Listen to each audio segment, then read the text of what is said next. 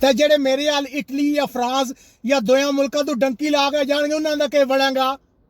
अस्सलाम वालेकुम भैनों ते भरावो, मैं तुहाडा अपना चौधरी परवेज टन टना टन। अच्छा जी, चौधरी जद बाहर आवन दा इरादा कीता ना ते शरीक ते रिश्तेदार पता क्या कहंदे सी, ओ चौधरी टुर गया ने वापस नहीं आवना, उत्थे ही मार खप जाएगा, इनू केड़े पेपर लभणे। अजकल बाहर दे मुल्कां च बड़ी सख्ती हो गई है, इमिग्रेशन ओपन ही नहीं होंदी। चौधरी लोगां दियां गल्लां सुनदा सी, लेकिन उन्हें दिमाग भी सोचिया सी कि एक दिन बाहर जाएगा, बाहर दे पेपर लैके आवेगा, क्योंकि जितने भी साडे आंढी गुआंढी जांदे सी ना साल दो बाद वापस आ जाते। मैं पुछदा के बने, पक्के वापस आ गए हो? कहंदे नहीं चौधरी असी पेपर लभ गए। मैं कहा पेपर किस तरह लभ गए?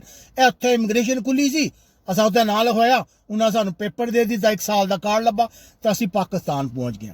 अच्छा जी, चौधरी भी ये सोच के ना बाहर आ गया। घर वाले पुछदे ही चौधरी सुना, मैं कहना सा सबर रखो सबर रखो।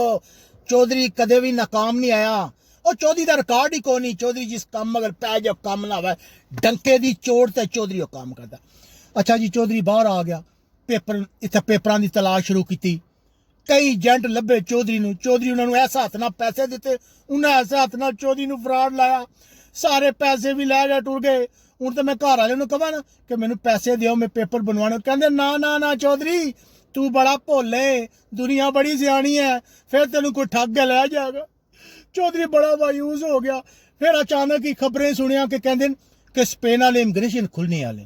पहले तो मैनू यकीन आया कि स्पेन वाले इमिग्रेशन खुलणगे, इत्थे तो पहले बेशुमार इमिग्रेंट। बहरहाल हुण हुकूमत ने ऐलान किया कि जिन्हां कोल पेपर नहीं उन्हां सारिआं नूं पेपर देगी। हुण चौधरी दे लश्के हो गए। सब तो पहले मैं घर फोन किया, शरीकां नूं फोन किया, और मैं कहा चौधरी नूं पेपर लभण वाले। वो हमेशा की तरह कहंदे ने चौधरी ने कोई लम्मी छड्डी है, और चौधरी नूं कित्थों पेपर लभणे। हुण उन्हां नूं क्या पता वे स्पेन की गौरमेंट ने ऐलान किया कि जितने भी ऐसे लोग न जिन्हां कोल पेपर नहीं उन्हां नूं पेपर देंगे। अच्छा जी, हुण मैं अपने दोस्त नूं एक वकील कोल भेजिआ, इत्थे दे बड़े बड़े मशहूर वकील न।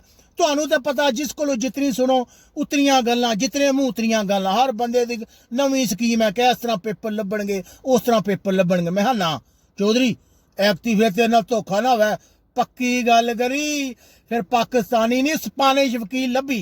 मैं इत्थे ना एक स्पैनिश वकील लभ्या, उहदे कोल एक मैं दोस्त नूं भेजिआ। मैं तो इत्थे कम ते आया सा, तुहानूं पता पेपर ना होण, लेकिन कुछ ना कुछ रोजी तो कमानी पैंदी है, उस तरह वक्त नहीं गुजरदा।